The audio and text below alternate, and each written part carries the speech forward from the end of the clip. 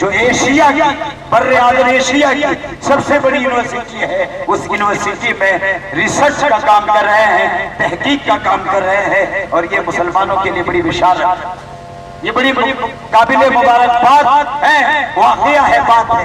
آج مسلمان چاہتا ہے کہ تھوڑا چلنے کے لائق ہو جائے تو جاؤ کام کرنے کے لیے پیسہ کما کر کے لاؤ، پڑھنا نہیں ہے، لکھنا نہیں ہے۔ اللہ کا فضل و کرم ہے، انہوں نے جامعہ سلفیہ مرکزی دارالعلوم بنارس جیسے عظیم الشان اور ہندوستان پیمانے پر سب سے بڑے ادارے سے فراغت حاصل کی، اور بنارس جیسے تجارتی شہر میں رہنے کے باوجود انہوں نے دعوت کا، تبلیغ کا، درس کا، تدریس کا، خطابت کا، وعظ کا، ارشاد کا، اصلاح کا، تبلیغ کا، دوروں کا، سفروں کا سلسلہ شروع کیا۔ اللہ رب العالمین نے ان کے اخلاص کو قبول فرمایا اور بڑی قبولیت اور بڑی پذیرائی عطا فرمائی۔ ہم اللہ تعالیٰ سے دعا کرتے ہیں کہ اللہ تعالیٰ انہیں مزید پذیرائی عطا فرمائے۔ تو آپ اس وقت بنارس ہندو یونیورسٹی بنارس میں ریسرچ اور تحقیق کا کام کر رہے ہیں، اور ساتھ ہی بنارس کے ایک عظیم ادارہ جامعہ احیاء السنہ میں ایک بڑے استاذ کی حیثیت سے اپنی ملازمت پیش کر رہے ہیں، اپنی خدمات پر پیش کر رہے ہیں۔ یہ ادارہ جامعہ سلفیہ مرکزی دارالعلوم بنارس کی شان ہے۔ میں نہایت ہی ادب و احترام کے ساتھ اپنے فاضل مقرر، نوجوان مقرر کو دعوت مائک دینا چاہتا ہوں۔ آپ تشریف لائیں اور ان نوجوانوں کو اور بہنوں کو خطاب فرمائے۔ فضیلت الشیخ حضرت مولانا عبدالغفار سلفی حفظہ اللہ سرزمین بنارس۔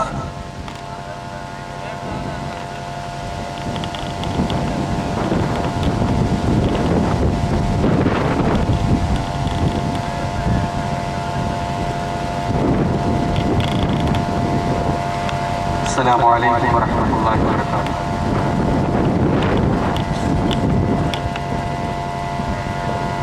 الحمدللہ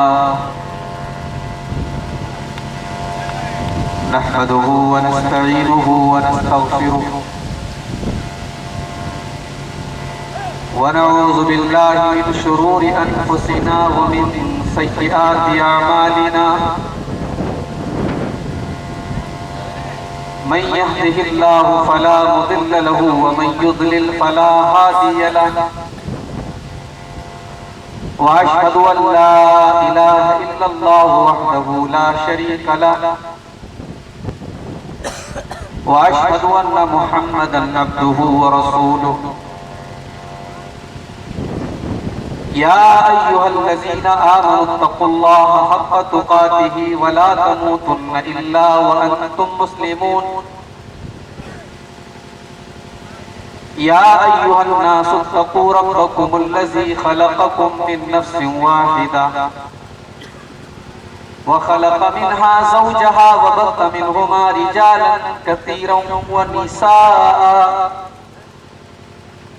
واتقوا الله الذي تساءلون به والأرحام إن الله كان عليكم رقيبا۔ يا أيها الذين آمنوا اتقوا الله وقولوا قولا سديدا يصلح لكم أعمالكم ويغفر لكم ذنوبكم، ومن يطع الله ورسوله فقد فاز فوزا عظيما۔ أما بعد،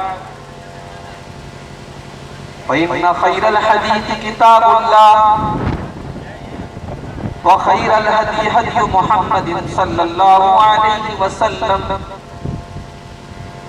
وشر الأمور محدثاتها، وكل محدثة بدعة، وكل بدعة ضلالة، وكل ضلالة في النار۔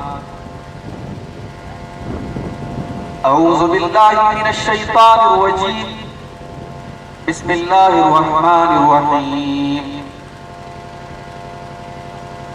الذين يتبعون الرسول النبي الأمي الذي يجدونه مكتوبا عندهم في التوراة والإنجيل، يأمرهم بالمعروف وينهاهم عن المنكر ويحل لهم الطيبات ويحرم عليهم الخبائث ويضع عنهم إصرهم والأغلال التي كانت عليهم، فالذین آمنوا به وعزروه ونصروه واتبعوا النور الذی انزل معه اولئک هم المفلحون.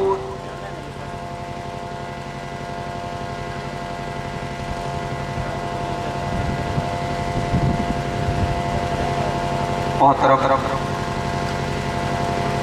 علماء کرام، بزرگان قوم و ملت، نوجوان ساتھیوں، پردہ نشین ماں اور بہنوں، پیارے بچوں، ابھی ایک ہفتہ بھی پورا نہیں ہوا ہے رمضان کا مقدس مہینہ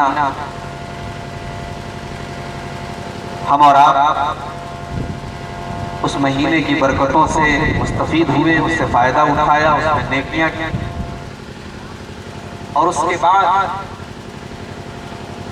اپنا سب سے بڑا تہوار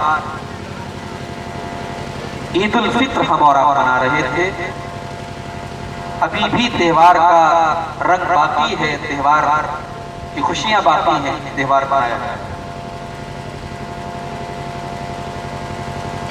ہم اللہ سے دعا کرتے ہیں رمضان کے اس مقدس مہینے میں ہم نے جو بھی ٹوٹی پھوٹی نیکیاں کی ہیں اللہ تعالیٰ ان کو قبول فرمائے، اور جو کمی اور کوتاہی ہم سے اور آپ سے ہوئی ہے اللہ تعالیٰ اس کمی اور کوتاہی کو بھی معاف فرما دے اور اپنے جنتی بندوں میں ہم سب کو شامل فرما دے. یہ بڑی عجیب بات ہے، ابھی عید الفطر کا تہوار گزرا ہے، اور جیسا کہ مجھے مولانا اشفاق سجاد سلفی صاحب نے بتایا کہ شادیوں کا بھی سیزن چل رہا ہے. ایسے ماحول اور ایسے سیزن میں مبارکباد دیتا ہوں اس گاؤں کے نوجوانوں کو کہ انہوں نے ایک دینی پروگرام منعقد کیا. قرآن و حدیث کی باتوں کو سننے کے لیے ہمیں اور آپ کو جمع ہونے کا موقع عنایت فرمایا. اللہ تعالیٰ ان نوجوانوں کی کوششوں کو قبول فرمائے، اور ہمارا آج یہاں پہ جمع ہونا اللہ تعالیٰ اس کو بھی ہماری نیکیوں میں لکھ دے. اللہ اس کو قبول فرمائے، آمین. میرے بھائیوں، میں نے خطبہ مسنونہ کے بعد قرآن مجید کی ایک آیت، قرآن کریم کے 9ویں پارے کی ایک آیت پڑھی ہے، سورہ اعراف کی آیت نمبر 157، 157 نمبر کی آیت. اس آیت کریمہ میں اللہ تعالیٰ نے اپنے نبی کی 9 کوالٹیز بیان کی ہیں، 9 خوبیاں بیان کی ہیں، اور پھر اللہ تعالیٰ نے ایمان والوں کو 4 کام بتایا ہے کہ 4 کام کر لو کامیاب ہو. تو آئیے پہلے یہ دیکھتے ہیں کہ ہمارے نبی کی کون سی 9 کوالٹیز اس آیت کریمہ کے اندر بیان ہیں. الذین یتبعون الرسول النبی الأمی، اللہ فرما رہا ہے کہ جو لوگ اتباع کرتے ہیں، جو لوگ پیروی کرتے ہیں، جو لوگ اطاعت کرتے ہیں. الذین یتبعون، جو لوگ اتباع کرتے ہیں کس کی؟ الرسول، میرے رسول کی. الرسول، میرے رسول کی جو لوگ پیروی کرتے ہیں. النبی، اور میرے نبی کی پیروی کرتے ہیں. یہاں اللہ تعالیٰ نے ہمارے نبی کو رسول بھی کہا اور نبی بھی کہا. جانتے ہیں رسول اور نبی میں ڈیفرنس کیا ہوتا ہے، فرق کیا ہوتا ہے؟ رسول بھی اللہ کے پیغمبر کو بولتے ہیں، نبی بھی اللہ کے پیغمبر کو بولتے ہیں، مگر دونوں میں ایک ڈیفرنس ہوتا ہے، ایک فرق ہوتا ہے. رسول اس کو کہتے ہیں جو الگ سے شریعت لے کر کے آتا ہے، اور نبی اس کو کہتے ہیں جو الگ سے شریعت لے کر کے نہیں آتا بلکہ پیچھے والے رسول کی ہی شریعت کو لے کر کے آتا ہے. ہمارے نبی بھی ہیں، رسول بھی. آپ کو اللہ نے نبوت بھی دی ہے اور رسول بھی بنایا ہے. آپ کو الگ سے شریعت دی گئی ہے، آپ کو الگ سے دین دیا گیا ہے، اور آپ کو تو وہ شریعت دی گئی کہ قیامت تک اب کوئی اور شریعت آنے والی ہے ہی نہیں، کوئی اور قانون آنے والا ہے ہی نہیں، یہاں تک کہ قیامت کے پہلے جب عیسیٰ علیہ السلام بھی دنیا میں آئیں گے، دجال کا خاتمہ کریں گے، سور کو قتل کریں گے، سور کو ختم کریں گے اور صلیب کو توڑ دیں گے۔ عیسیٰ علیہ السلام بھی جب دنیا کے اندر دوبارہ بھیجے جائیں گے تو اللہ کے نبی فرماتے ہیں کہ وہ نبی بن کر کے نہیں آئیں گے، وہ میرے امتی کی حیثیت سے آئیں گے، میرے امتی بن کر کے آئیں گے۔ ہمارے نبی آخری نبی، آپ کے بعد میں دنیا میں کوئی نبی آنے والا ہے تو کوئی رسول آنے والا ہے۔ تو اللہ تعالیٰ فرما رہا ہے الذین یتبعون الرسول النبی الامی، او لوگوں میرے نبی کی پہلی کوالٹی یہ کہ میرا نبی رسول ہے، وہ نئی شریعت لے کر کے آیا ہے، نیا دین لے کر کے آیا ہے، وہ پیچھے کے کسی نبی کی شریعت کا فالوور نہیں ہے، وہ ایک نئی شریعت لے کر کے آیا ہے، نیا دین لے کر کے آیا ہے۔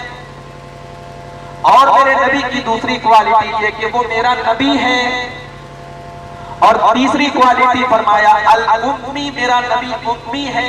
امی کا مطلب ان پڑھ، تو پڑھا لکھا، جس نے کتابیں نہ پڑھی، جو لکھنا پڑھنا نہ جانا۔ ہمارے نبی امی ہیں، ان پڑھ، ہمارے نبی نے مدرسے میں تعلیم حاصل نہیں کی، کسی ٹیچر سے تعلیم حاصل نہیں کی، کسی استاد سے تعلیم حاصل نہیں۔ اچھا، دنیا میں کوئی آدمی اگر ان پڑھ ہو تو یہ عیب مانا جاتا ہے کہ وہ ان پڑھ ہے، مگر ہمارے نبی کا ان پڑھ ہونا یہ عیب نہیں، یہ ہمارے نبی کی خوبی ہے، ہمارے نبی کی وشیشتا ہے۔ اللہ فرماتا ہے سورہ عنکبوت کے اندر وَمَا كُنْتَ تَتْلُو مِن قَبْلِهِ مِن كِتَابٍ وَلَا تَخُطُّهُ بِيَمِينِكَ إِذًا لَّارْتَابَ الْمُبْطِلُونَ، اے میرے نبی آپ کو لکھنا نہیں آتا، آپ کو پڑھنا نہیں آتا، اگر آپ لکھنا جانتے پڑھنا جانتے تو یہ یہودی آپ کے اوپر الزام لگا دیتے، عیسائی آپ کے اوپر الزام لگا دیتے کہ آپ نے ان کی کتابوں کو پڑھ کر کے قرآن کو بنا لیا ہے، قرآن کو تیار کر لیا ہے۔ اے میرے نبی جب قرآن آپ پڑھ کر کے سناتے ہیں تو دنیا حیران ہو جاتی ہے کہ جس بندے نے کسی استاد سے تعلیم حاصل نہیں کی، جو لکھنا نہیں جانتا، جو پڑھنا نہیں جانتا، وہ اتنی بڑی باتیں کیسے بیان کر رہا ہے۔ یہ دلیل ہے اس بات کی کہ قرآن اللہ کا کلام ہے۔ تو میرا نبی امی ہے، ان پڑھ، یہ تیسری کوالٹی۔ چوتھی کوالٹی الذی یجدونہ مکتوبا عندہم فی التوراۃ والانجیل، میرے نبی کی چوتھی کوالٹی یہ ہے کہ اس نبی کا تذکرہ تمہیں تورات کے اندر بھی ملے گا، تمہیں انجیل کے اندر بھی ملے گا، تمہیں پچھلی کتابوں کے اندر بھی میرے نبی کی باتیں ملیں گی۔ تم تورات اٹھاؤ گے میرے نبی کا نام تمہیں ملے گا، تم انجیل اٹھاؤ گے میرے نبی کا نام تمہیں ملے گا۔ قرآن مجید نے تو تورات اور انجیل ہی کہا ہے، ہم اور اسٹڈی کریں اور تحقیق کریں اور ریسرچ کریں تو پتہ چلتا ہے کہ پچھلی تمام کتابوں کے اندر، پچھلے تمام مذہبی صحیفوں کے اندر ہمارے نبی کا تذکرہ ہمیں ملتا ہے۔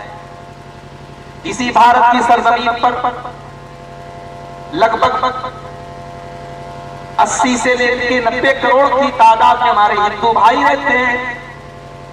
ان ہندو بھائیوں کی دھارمک پستکوں کے اندر، ان کے دھارمک گرنتھوں کے اندر بھی ہمارے نبی کا تذکرہ آپ کو ملے گا۔ ان کے ویدوں کے اندر ہمارے نبی کا تذکرہ موجود ہے، ان کے پرانوں کے اندر ہمارے نبی کا تذکرہ موجود ہے، ان کی گیتا کے اندر نماز کا طریقہ بتایا گیا ہے۔ یہاں تک بھی بتایا گیا کہ ہمارے نبی کا نام کیا ہے، یہاں تک بتایا گیا ہمارے نبی کس شہر میں پیدا ہوا، آپ کے باپ کا نام کیا ہوگا، آپ کی ماں کا نام کیا ہوگا، آپ کے دادا کا نام کیا ہوگا، آپ کا قبیلہ کیسا ہوگا، آپ جس علاقے سے پیدا ہوں گے وہ علاقہ کیسا ہوگا، آپ کے صحابہ کتنے ہوں گے، ایک ایک ڈیٹیل، ایک ایک تفصیل میرے پیارے بھائیوں آپ کو ہندو مذہب کی کتابوں میں۔ تو اللہ فرما رہا ہے میرے نبی کی چوتھی کوالٹی یہ ہے کہ اس نبی کا تذکرہ تمہیں پچھلی کتابوں کے اندر بھی ملے گا۔ اور پانچویں کوالٹی यामुरुहुम बिल मारूफ, मेरा नबी तुमको नेकियों का हुक्म देता है, अच्छी बातें बताता है। मेरा नबी कोई खराब बात, कोई गलती बात, कोई गलत बात तुमको नहीं बताएगा। वो जो भी हुक्म देगा, जो भी आदेश देगा, जो भी काम करने की तालीम देगा, वो अच्छी बातों की तालीम देगा। उसकी तालीम के अंदर कोई कमी नहीं होगी, कोई खराबी नहीं। मेरे नबी कोई गलत बात करने का हुक्म नहीं दे सकते। यामुरुहुम बिल मारूफ, मेरा नबी तुम्हें नेकियों का हुक्म। और छठी क्वालिटी वयनहाहु अनिल मुनकर, और मेरा नबी तुमको तमाम बुरी चीजों से रोकेगा। हम तुम्हें जो नबी दे रहे हैं वो नबी तुम्हें तमाम दुनिया की गंदी चीजों से, गलत चीजों से, खराब चीजों से मना करेगा। शराब से तुम्हें मना करेगा, ज़िना से तुम्हें मना करेगा, हराम कमाई से तुम्हें मना करेगा, औरतों पर अत्याचार करने से तुम्हें मना करेगा, लड़कियों पर जुल्म करने से तुम्हें मना करेगा, गंदे काम करने से तुम्हें मना करेगा, जुबान का गलत इस्तेमाल करने से तुम्हें मना करेगा। वयनहाहु अनिल मुनकर, और मेरे नबी की एक क्वालिटी ये भी है कि वो तुमको बुरी चीजों से, गलत चीजों से, गंदी चीजों से मना करेगा। और सातवीं क्वालिटी वयुहिल्लु लहुम तय्यिबात, मेरा नबी तुम्हारे लिए पाक चीजों को हलाल करेगा। मेरा नबी जितनी चीजों को हलाल करेगा वो सारी की सारी चीजें पाक होगी। वो किसी नापाक चीज को, किसी नापाक जानवर को, किसी नापाक चीज को हलाल नहीं करेगा। हमारी शरीयत के अंदर कोई नापाक चीज, कोई गंदी चीज हलाल, जितनी हलाल चीजें हैं सब पाकीज़ा हैं, साफ सुथरी हैं। आप देखिए कुत्ता हराम है हमारे, सूअर हराम, सूअर का नाम आते ही ज़हन में एक नफरत सी पैदा होता है। कुत्ता का तस्करा होते ही गंदगी का ख्याल आता है। मेरा नबी तुम्हारे लिए पाक चीजों को हलाल करता है। हम जितने जानवरों का गोश्त खाते हैं वो सारे के सारे जानवर पाक हैं। उनका नाम सुनते ही ज़हन में पाकी का ख्याल आता है, और जितनी चीजें हमारे लिए हराम हैं वो नापाक हैं।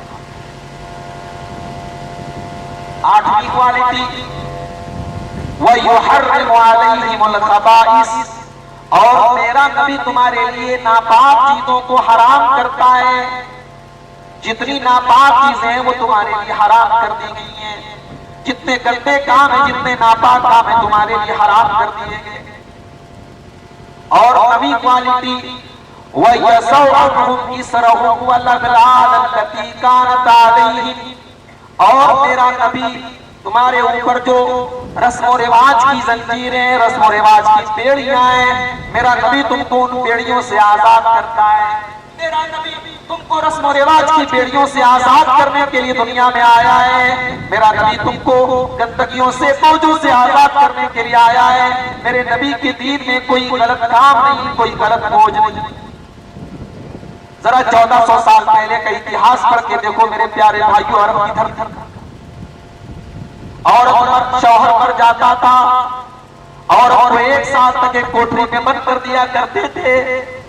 1 साल तक वो औरत उसी कोठरी में रहा करती थी। उसको पेशाब भी वही करना है, पखाना भी वही करना है, खाना भी वही खाना है। उसको अपनी गंदगी साफ करने की इजाजत भी नहीं दी जाती थी। औरत के ऊपर इतना अत्याचार, इतना जुल्म किया जाता था।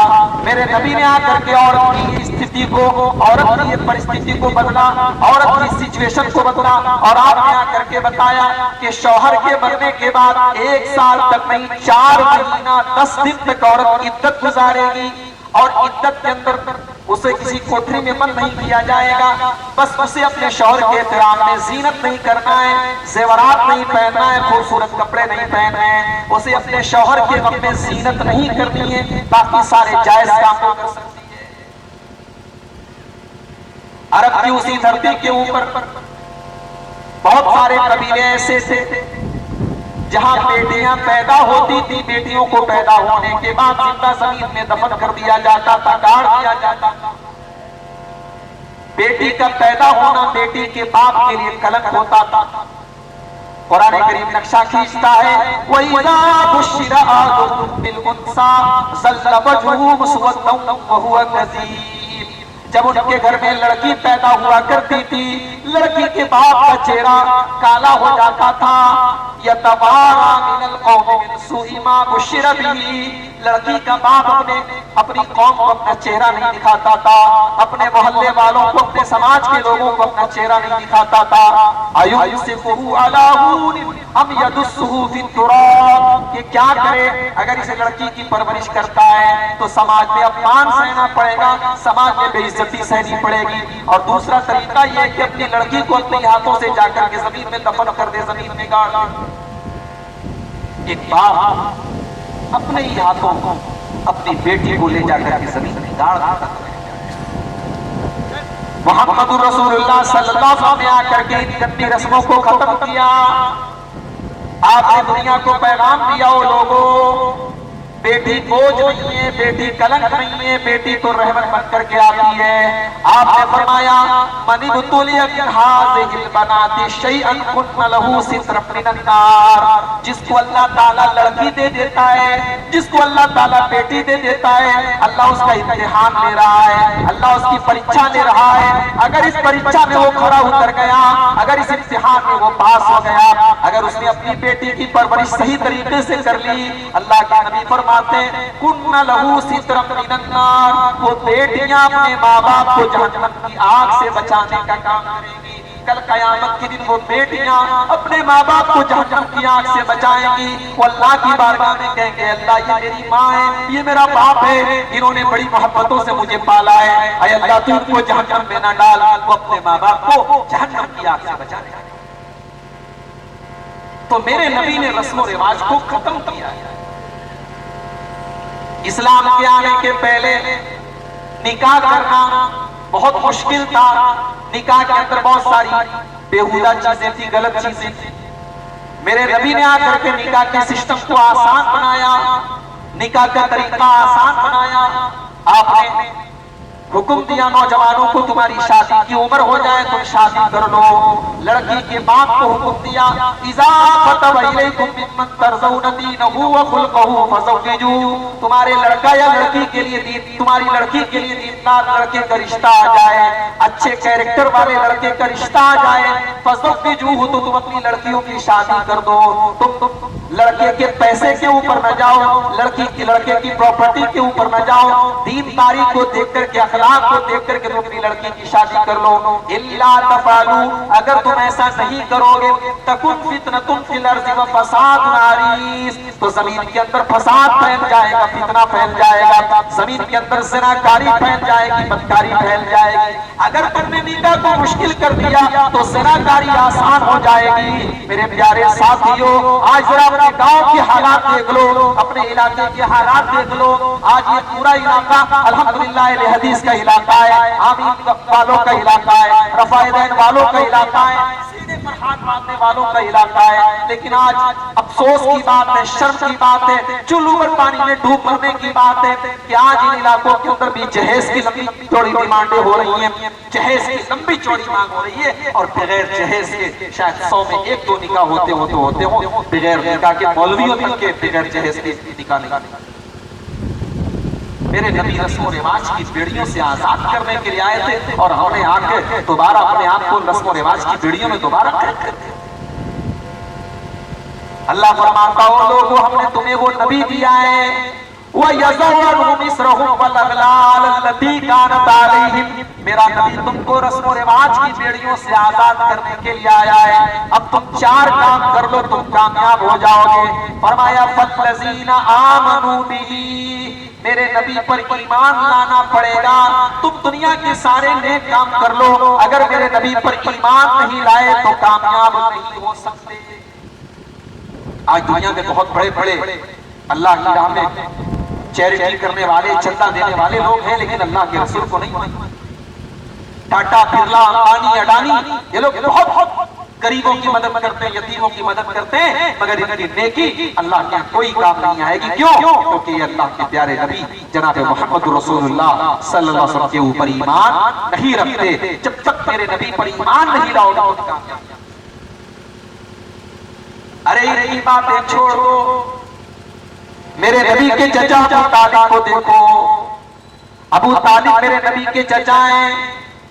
دادا کے انتقال کے بعد باپ کی طرح انہوں نے میرے نبی کو پالا ہے, پوسا ہے. جب ابو طالب کے انتقال کا ٹائم آیا, آخری ٹائم آیا, بخاری کی روایت ہے, اللہ کے پیارے نبی صلی اللہ علیہ وسلم اپنے چچا ابو طالب کے پاس جاتے ہیں. اے چچا جان, لا الہ الا اللہ پڑھ دیجئے, کلمہ پڑھ دیجئے. اس کلمے کے ذریعے اللہ تعالیٰ کو جنت میں داخل کر دے گا. میں وعدہ کرتا ہوں کہ آپ جنت میں چلے جائیں گے, بس آپ کلمہ پڑھ دیجئے. بخاری کے الفاظ ہیں, اللہ کے نبی اپنے چچا کو سمجھا رہے ہیں, کلمہ پڑھنے کی تلقین کر رہے ہیں. وہیں پر ابو جہل بھی بیٹھا تھا. ابو جہل بولا, ابو طالب خبردار, باپ دادا کا مذہب نہیں چھوڑنا, باپ دادا کا طریقہ نہیں چھوڑنا. اللہ کے رسول کلمہ پڑھنے کی تلقین کر رہے ہیں اور ابو جہل اپنے باپ دادا کا حوالہ دے رہا ہے. ابو طالب کلمہ نہیں پڑھ پائے, آخری ٹائم میں کلمہ ان کی زبان سے نہیں نکل پایا اور بغیر کلمہ پڑھے وہ دنیا سے چلے گئے.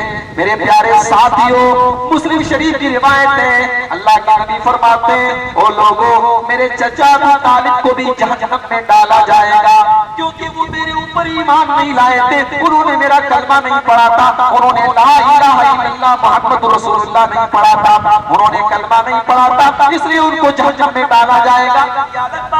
انہوں نے میرے نبی کا ساتھ دیا تھا, وہ میرے نبی سے بڑی محبت کیا کرتے تھے, اس لیے ان کے عذاب میں تھوڑی تخفیف کی جائے گی, ان کو ہلکا عذاب دیا جائے گا. پوچھا گیا اللہ کے نبی ہلکا عذاب کیا دیا جائے گا؟ فرمایا ان کو جہنم کی آگ کی جوتی پہنائی جائے گی, جہنم کی آگ کی جوتی پہنائی جائے گی جس سے ان کا دماغ کھولے گا. جوتی پیر میں پہنائی جائے گی لیکن دماغ کھولے گا, یعنی اتنی خطرناک جہنم کی جوتی ہوگی. فرمایا سب سے ہلکا عذاب ہوگا جو ابو طالب کہتے ہیں. تو پہلا کام کیا کرنا ہے؟ نبی پر ایمان لانا, ایمان کے بغیر کام نہیں چلے. فالذین آمنوا بہ, جو لوگ میرے نبی پر ایمان لائے, وَعَزَّرُوهُ, اور میرے نبی کا احترام کیا, میرے نبی کے مقام کو سمجھا, میرے نبی کے احترام کو سمجھا, میرے نبی کا ادب کیا, میرے نبی کا احترام کیا, میرے نبی سے ویسے بات نہیں کی جیسے سب سے بات کرتے ہیں, میرے نبی کا نام ویسے نہیں لیا جیسے سب کا نام لیتے ہیں, میرے نبی کا جب بھی نام لیا ادب سے نام لیا, میرے نبی کا جب بھی نام لیا احترام سے نام لیا, میرے نبی کا جب بھی نام لیا نبی پر درود پڑھا, میرے نبی کا ادب کیا, احترام. آج ہمارے بہت سارے بھائی ہمارے بارے میں یہ کہتے ہیں, یہ لوگ نبی کو نہیں مانتے. وہ لوگوں, نبی کو ماننے کا دعویٰ تو تمہیں بھی اور ہمیں بھی ہے. اب ہم دل چیر کر تو نہیں دکھا سکتے کہ ہمیں اپنے نبی سے کتنا پیار ہے, مگر ہاں کان کھول کر کے سن لو ہمارا عقیدہ کیا ہے, ہمارا ایمان کیا ہے. اس ساری کائنات میں, اللہ کے بندوں میں, اللہ کی مخلوق میں اگر ہمیں سب سے پیارا کوئی ہے, سب سے محبوب کوئی ہے تو وہ جناب محمد رسول اللہ صلی اللہ علیہ وسلم ہے. ہمارا یہ عقیدہ ہے, ہمارا یہ ایمان ہے, اور ہم یہ مانتے ہیں کہ اللہ کی مخلوق میں سب سے اونچا مقام اگر کسی کا ہے تو وہ جناب محمد رسول اللہ صلی اللہ علیہ وسلم کا ہے. شاعر نے بڑی سچی بات کہی ہے, وَزَقَّ الْإِلَٰهُ اسْمَهُ مَا اسْمِهِ اذا قال المؤذن في الخمس اشهد. جب مؤذن اذان دیتا ہے, جب اذان دینے والا اذان دیتا ہے, جب اشہد ان لا الہ الا اللہ کی آواز لاؤڈ اسپیکر کے اندر آتی ہے, جب اذان کے اندر اشہد ان لا الہ الا اللہ کی آواز آتی ہے تو وہیں پر اشہد ان محمد رسول اللہ کی آواز بھی آتی ہے. اللہ نے اپنے نام کو اپنے نبی کے نام کے ساتھ ملا دیا ہے. جب بھی دنیا میں کہیں بھی اذان ہوتی ہے, اشہد ان لا الہ الا اللہ کے ساتھ ساتھ اشہد ان محمد رسول اللہ کی آواز بھی آتی ہے. وَرَفَعْنَا لَكَ ذِكْرَكَ, اللہ نے میرے نبی کو وہ مقام دیا ہے تو اس کائنات میں کسی کو نہیں دیا ہے. پیارے ساتھی, وَعَزَّرُوهُ, دوسرا کام یہ کرنا ہے کہ اس نبی کا احترام کرنا ہے, اس نبی کا ادب کرنا ہے, اس نبی کی تعظیم کرنی ہے. پہلا کام کیا کرنا ہے؟ نبی پر ایمان لانا. دوسرا کام نبی کا احترام, اور تیسرا کام وَنَصَرُوهُ, نبی کی مدد کرنا ہے. نبی کی مدد کیسے کریں گے؟ نبی کی مدد کا مطلب یہ, اس دیش کے 80 کروڑ ہندو بھائی ہمارے نبی کو نہیں جانتے, اس دیش کے 90 کروڑ ہندو بھائی ہمارے نبی کی سیرت سے نا واقف ہیں. इंटरनेट पर चले जाओ, आज मेरे नबी को लोग गाली दे रहे हैं, नऊजुबिल्लाह। अभी एक औरत का वीडियो आया था, शायद आपने देखा होगा, वो हमारे नबी के बारे में उल्टा सीधा बोल रही थी। मेरे प्यारे साथियों, आज करोड़ों हिंदू भाई ऐसे हैं जिनको हमारे नबी के बारे में कुछ भी नहीं मालूम, इस्लाम के बारे में कुछ भी नहीं मालूम, शरीयत के बारे में कुछ भी नहीं मालूम। वो हमारे नबी को बुरा भला कह रहे हैं, वो इस्लाम को बुरा भला कह रहे हैं, वो शरीयत पर एतराज कर रहे हैं। आज डॉक्टर जाकिर नाइक की तरह आज हजारों डॉक्टर जाकिर नाइक की जरूरत है। आज हमारे देश के अंदर हजारों ऐसे लोगों की जरूरत है जो इस्लाम की तबलीग करें, जो इस्लाम की सही शक्ल को गैर मुस्लिमों के सामने बयान करें। आज हमें और आपको भी ये चाहिए कि अपने गैर मुस्लिम भाइयों तक हम इस्लाम के पैगाम को पहुंचाएं। 2019 का इलेक्शन हुआ, हम बैठ करके अफसोस कर रहे हैं, फलां की हुकूमत आ गई, फलां की हुकूमत आ गई। मेरे प्यारे साथियों, ये अफसोस करने का मकाम नहीं है, ये सोचने का मकाम है कि आज हमारा देश कहां जा रहा है। 5 साल हुकूमत गुजरी, दुनिया ने देखा कि इस हुकूमत ने कौन कौन से जुल्म और सितम किए। दुनिया ने देखा ये हुकूमत हर मोर्चे पर फेल हो गई, मगर उसके बावजूद इतने बड़े पैमाने पर दोबारा उनकी हुकूमत आ गई। ये हमारे और आपके लिए सोचने का मकाम है कि आज इस मुल्क की मेजॉरिटी को, आज इस मुल्क की अक्सरियत को कैसे इसके जहन को खराब कर दिया गया है। आज कैसे लोगों के दिलों में हिंदू मुस्लिम डाल दिया गया है। आज हमारे गैर मुस्लिम भाइयों के दिलों में मुसलमानों के खिलाफ कैसी नफरत डाल दी गई है। मेरे प्यारे साथियों, ये 5 साल का टाइम हमें और आपको मिला है। हम मेहनत करें, हम कोशिश करें, हम लोगों के दिमाग को, हम उनके दिमाग में जो जहर भरा गया है उस जहर को निकालने की कोशिश करें। इस्लाम के खिलाफ, मुसलमानों के खिलाफ, मोहम्मद रसूलुल्लाह के खिलाफ जो नफरत है उनके दिलों में, उस नफरत को मेरे भाइयों खत्म करने की जिम्मेदारी ये सिर्फ उलमाए किराम की नहीं है, ये सिर्फ डॉक्टर जाकिर नाइक की नहीं है, ये सिर्फ स्टेज पर तकरीर करने वालों की नहीं है, कि हम सबकी जिम्मेदारी है। हमारे गांव के बगल में दूसरे गांव में गैर मुस्लिम भाई रहता है, हमारा कारोबार किसी गैर मुस्लिम से हो रहा है, हमारा पड़ोसी कोई गैर मुस्लिम है, हम उसे कुरान दें, उसे अपने नबी की सीरत दें, उसे इस्लाम का पैगाम दें। वह नसरू हो, मेरे नबी की मदद करो। ये तीसरा काम तुम्हें करना है। पहला काम ईमान लाना है, दूसरा काम मेरे नबी का एहतराम करना है, और तीसरा काम मेरे नबी की मदद करना है, और चौथा काम क्या करना है? और मेरे नबी जो शरीयत लेकर के आए, जो दीन लेकर के आए, जो रोशनी लेकर के आए, उस रोशनी की पैरवी करनी है, उस रोशनी की इत्तिबा करनी है, उस रोशनी को फॉलो करना है। ये 4 काम जो कर ले, अल्लाह फरमाता है उलाइका हुमुल मुफ्लिहून, वही लोग कामयाब होने वाले हैं। ये 4 काम कर लो मेरे प्यारे साथियों, कामयाब हो जाओगे। आज की मेरी तकरीर का यही टॉपिक है, यही उन्वान है कि अल्लाह ने जो कामयाबी की, जो ये 4 सिफतें बयान की हैं, नबी पर ईमान लाओ, नबी का एहतराम करो, नबी की मदद करो और नबी की इत्तिबा करो। ये 4 काम कर लो, कामयाब। अल्लाह का शुक्र है, रमजान का महीना गुजरा, हम 8 रकात तरावीह पढ़ते हैं। 20 पढ़ने वाले कहते हैं 8 रकात पढ़ने वाले नमाज में चोरी कर रहे हैं। एक मौलवी साहब का बयान आया, इंटरनेट के ऊपर मौजूद है, कहने लगे ये तरावीह के अंदर चोरी कर रहे हैं, ये 20 रकात तरावीह को 8 बना रहे हैं। हमें गालियां देने वाले गाली दे रहे हैं, मगर हमने 8 रकात की तरावीह पढ़ी क्यों? क्योंकि हमने अम्मा आयशा की वो हदीस पढ़ी। अम्मा आयशा फरमाती हैं, बुखारी की रिवायत है, मा कान यज़ीदु रसूलुल्लाह सल्लल्लाहु अलैहि वसल्लम फी रमज़ान वला फी गैरिही अला 11 रकात। मेरे नबी ने रमजान के अंदर भी 11 रकात से ज्यादा नहीं पढ़ी है।